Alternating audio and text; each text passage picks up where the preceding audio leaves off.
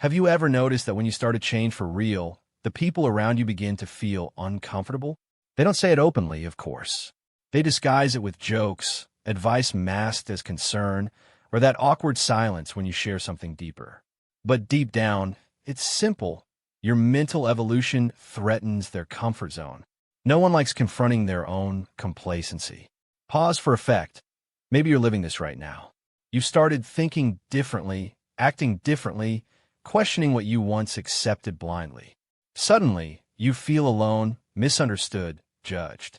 What no one told you, what nature understood better than anyone, is that this is the price of forging a strong mind. Not just any strength, but one so intense it makes others uneasy. It scares them. It silently exposes the autopilot lives of the complacent. Why? Because a truly powerful mind threatens collective mediocrity. When you decide to think for yourself, craft your own values, and ditch ready-made truths, you become dangerous. Dangerous to the system, to others, and most crucially, to your former self. This video isn't for the comfortable or those seeking easy answers. It's for you, the one tired of insecurity's chains, on the brink of inner rupture, ready to build something indestructible. A mind no one can manipulate. A mind that terrifies because it doesn't bend. If you're ready for this lonely, tough, transformative path, stay. Nature's lessons will confront you, but set you free. You'll never think the same again. Music swells. Nietzsche wasn't just a philosopher, he was a surgeon of the soul, diving into existence's abyss to unearth true strength. Not in peace or order, but in pain, fall, chaos. You need chaos in you to give birth to a dancing star. This isn't poetry, it's diagnosis. Real power demands facing suffering head-on, not fleeing to comfort or affirmations. Think of your greatest growth. Was it in calm times, or when shattered, rebuilding from ruins? Nietzsche saw suffering as existence's driving force, a tool to forge an indomitable spirit. Change your tie to pain, failure, loneliness, and the world starts recoiling. While others flee chaos, you'll walk it. While they crave normality, you'll birth greatness. But this demands breaking with fake strength, smiles, control. True power endures the unbearable, emerging more dangerous. Chaos alone destroys without an anchor. That's why next, we dive into Nietzsche's decisive blow, killing God, thrusting existential weight upon you. No excuses, no plan, just radical responsibility. Music fades out, stay tuned.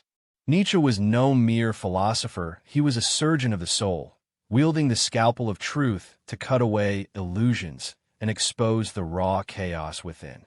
Picture him staring into the abyss, not flinching, but diving headfirst, emerging with revelations that shatter complacency. In that inner turmoil, where most flee in terror, he discovered the forge of true power. You must have a chaos inside you to give birth to a dancing star. He thundered, and thus spoke Zarathustra. This isn't fluffy poetry, it's a brutal psychological law. Comfort breeds weakness. Chaos births unbreakable strength. Think of your darkest moments, the betrayals, losses, the soul-crushing falls. Were those when you stagnated in ease? No.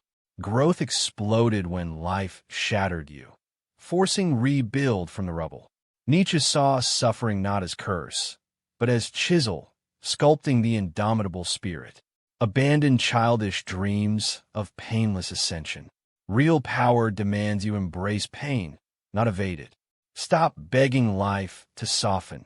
Demand of yourself to harden.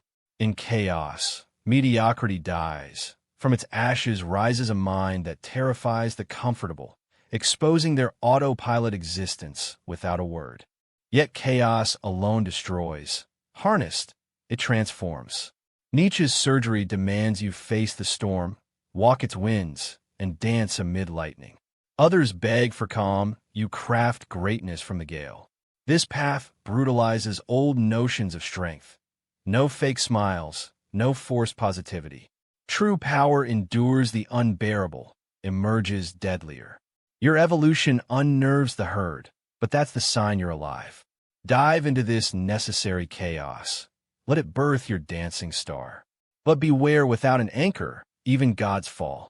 Next, the weight of godless freedom awaits. When Nietzsche declared God is dead, he wasn't celebrating atheism. He was sounding the alarm. We've killed the illusion of a divine authority, a comforting fiction that gave life meaning, morality, and purpose without us having to create it ourselves. No more outsourcing responsibility to the heavens. No pre-written plan, no cosmic judge to blame for our failures. The death of God strips away every excuse. You're alone in the chaos, staring into the abyss of radical freedom. And that freedom? It's heavy, crushing.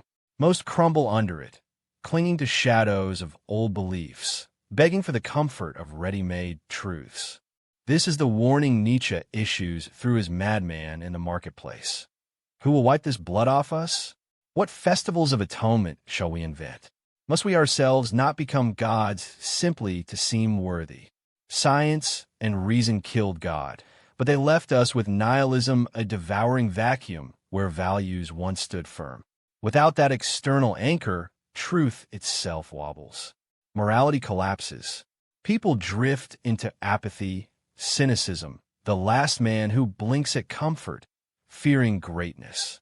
Your growth threatens their stasis. They feel small, exposed. So they lash out with judgment, silence, disguised concern, pulling you back to the herd. But here's the brutal gift. This weight forges unbreakable strength. Radical freedom demands you create your own values, surpass yourself amid the void. No salvation from above, build it within, or sink. Nietzsche terrifies because he demands you bear it. Become the creator, the Overman rising from chaos. Alone, yes. Misunderstood, absolutely. But free. Truly, dangerously free. The herd recoils, but you? You dance among the ruins, birthing meaning from nothingness. This is the price and the power of a mind no one can chain. The Ubermensch, Nietzsche's ultimate vision.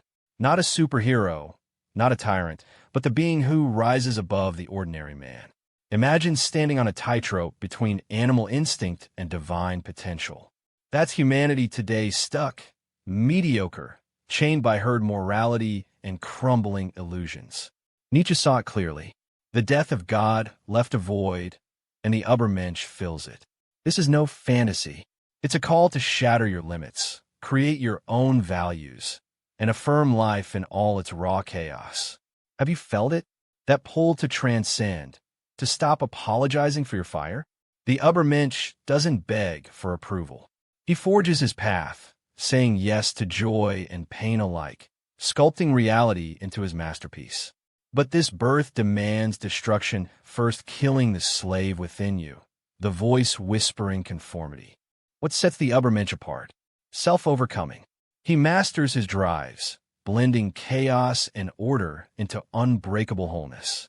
No external gods, no herd rules. He is his own lawgiver, driven by will to power. Not domination over others, but mastery of self. Picture this. While the crowd clings to comfort, fearing discomfort, you dive into the abyss, emerging not broken, but reborn. Nietzsche warned, this path is lonely. Your strength terrifies the weak. They resent your light because it exposes their shadows. Yet that's the price and the power. Become the creator, not the servant. Impose meaning on a meaningless world. Ask not, is this allowed? But does this make me greater? This is the rupture, the evolution from man to Overman. The Ubermensch lives dangerously, authentically. He affirms eternity, willing every moment to repeat forever. No regrets, no what-ifs, just pure, ecstatic creation. Nietzsche didn't promise ease. He demanded sacrifice. Kill your need for belonging. Endure the isolation. Bear the weight of freedom. Most crumble, but you? If chaos stirs within, if mediocrity chokes you, step forward. The Overman isn't born, he's hammered from the forge of suffering. This is your challenge. Surpass the common man. Build the mind that bends the world. Next, we uncover the solitude that tempers this steel. Are you ready to become unbreakable? If there's something no one tells you about building unbreakable strength, It's this: the stronger your mind becomes, the lonelier the path. You're not choosing isolation, the world simply doesn't know what to do with you anymore. Nietzsche nailed it. The free spirit, the one who shatters herd morality, rejects easy truths, and dares to think independently, inevitably drifts from a pack. And that drift stings. But it's essential. Real growth demands space, and you can't expand while chained to others' expectations. Picture most people, trapped in an invisible herd where every thought is policed, every move judged by reactions. You've grown comfortable in the crowd, thinking like them, feeling safe in numbers. Nietzsche rips you from that illusion and hurls you into the desert. No applause, no vaites. Just you, facing your doubts, traumas, fears, and that burning urge to quit. That's where the forge truly begins. Most flee back to their masks, pretending they don't feel, don't think, don't see. But if you crave a mind no one can shatter, you stay. You endure the revealing silence. Nietzsche warned, the individual has always had to struggle to keep from being overwhelmed by the tribe. If you try, you will often feel lonely, sometimes frightened. But no price is too high for the possession of yourself. Possession of self, that's the ultimate prize. When you own your mind, no one controls you. No external validation dictates your worth. But it costs. You'll lose superficial ties. Be called arrogant, distant, crazy. They'll tug you back to conformity. That's the tax of authenticity. If loneliness crushes you, you're not ready for true freedom. Freedom demands shedding crutches, illusions, toxic bonds. Nietzsche saw solitude as privilege, a battlefield where your raw self emerges, unchained. Yet this solitary mind doesn't just wander, it pierces veils others ignore. You see the mediocrity they cling to, and that vision sparks confrontation. Your authenticity threatens their autopilot lives, forcing a mirror they dread. Stay the course through the silence, and you'll rise, unbreakable. The strong walk alone, not from weakness, but from power too potent for the herd. Embrace it. Your solitude is the birthplace of the Overman. When you rise above the herd, collective mediocrity doesn't just ignore you, it wages a silent war. Picture this. You've sharpened your mind through chaos, solitude, and radical freedom. You stand taller, think deeper, act with unapologetic purpose. But suddenly the group turns. Friends who once laughed with you now deliver backhanded jokes about your arrogance. Family offers concern laced with guilt. Who do you think you are? Colleagues whisper that you're too intense, sidelining you from the cozy circle of sameness. This isn't coincidence. It's the herd's immune system kicking in. Groups crave cohesion above all, stifling dissent to preserve unity, even if it means embracing mediocrity. Your strength exposes their autopilot existence, forcing a mirror they shatter in rage. Nietzsche saw it clearly. Slave morality inverts values, branding ambition as selfishness, independence as cruelty. The weak don't elevate. They pull down to feel safe. Every innovator, every outlier from Everest disasters born of groupthink to CIA blind spots proves it. Monocultures breed failure, punishing the brilliant to protect the bland. This war is subtle, insidious. No grand battles, just social sabotage. Exclusion from inside jokes, passive-aggressive silences, the viral spread of doubt. He's changed, lost touch. Mediocrity is contagious, a subconscious loafing where no one steps up because that's just how we are. But you threaten that equilibrium. Your clarity highlights their fog, your drive their drift. Nature demands you fight back not with fists, but with indifference to their pull. Build cognitive diversity in your own life. Seek rebel ideas, question the consensus, sample clashing viewpoints. The herd celebrates uniformity as virtue, stifling critical thinking for unity of opinion. Yet true progress demands hard-nosed individualism and intellectual cacophony of personal truths. Embrace the isolation. It's the forge of the unbreakable. As the crowd levels down, you level up, becoming the discomfort they fear most. Living proof that greatness is possible. Understand, This silent war isn't personal, it's primal. Collectives predisposed to failure by homogenizing thought, cherry-picking types who conform. Your evolution disrupts, sparking resentment-fueled attacks. Stay vigilant. Possess yourself fully, and no consensus can touch you. The price? Loneliness amid the masses. The reward? A mind that terrifies because it thrives where others crumble. Coming up, the weapons to win this war forever. But here lies the problem. Becoming this kind of being requires sacrifice. You will have to kill parts of yourself that still beg for approval. You will have to face the pain of not belonging. You will have to bear the weight of building your identity from scratch, without guarantees, without pats on the back, without applause from the audience. And most people cannot handle it. They give up before they start. They run back to the safety of ready-made beliefs, dogmas, and rules that someone else wrote for them. The path to the Overman is lonely, and nature knew this. He himself lived on the margins, misunderstood, called mad, isolated from the world he was trying to liberate. But it was in that isolation that he found his freedom. And this is what you need to understand. The stronger your mind becomes, the further you drift from the masses, the higher you rise, the more you disturb. The construction of the Overman is the most brutal and transformative process anyone can face because it requires you to destroy everything that is not yours. Everything that has been imposed on you by a sick culture, by a society that rewards obedience and punishes authenticity. And only after destroying do you begin to build. But this construction does not happen amidst the crowd. It happens in silence, in withdrawal, in a deep solitude that separates the strong from the weak.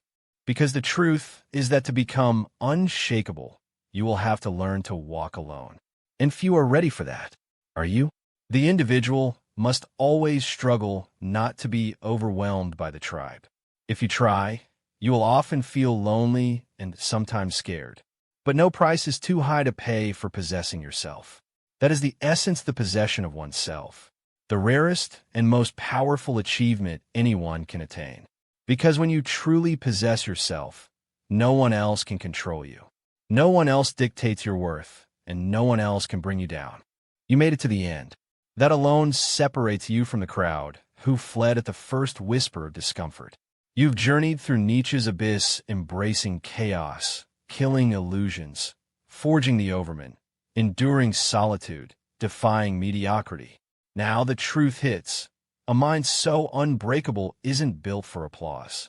It's forged in fire, feared by the weak, because your clarity exposes their chains. Remember the price? Lost friends, silent judgments, that aching isolation. But the reward? Integrity that no storm shatters. Presence that commands without a word. A will to power that shapes reality itself. Nature didn't promise ease. Nietzsche warned of the lonely peak. Yet here you stand, awakened. This isn't the end, it's your call to arms. Stop hiding. Reclaim your power today. Write in the comments one truth you've buried, one defiance burning inside. Subscribe if this fire ignited yours. More awaits in the next video. Walk alone if you must, but walk tall. The herd trembles, but you're free. Dangerous. Unstoppable. Rise. Claim what's yours. The Overman isn't a myth, it's you, emerging. Let no one dim this flame. Your transformation begins now. Music swells, you've crossed the threshold. No turning back. Build the mind that terrifies. Live as the creator you were born to be.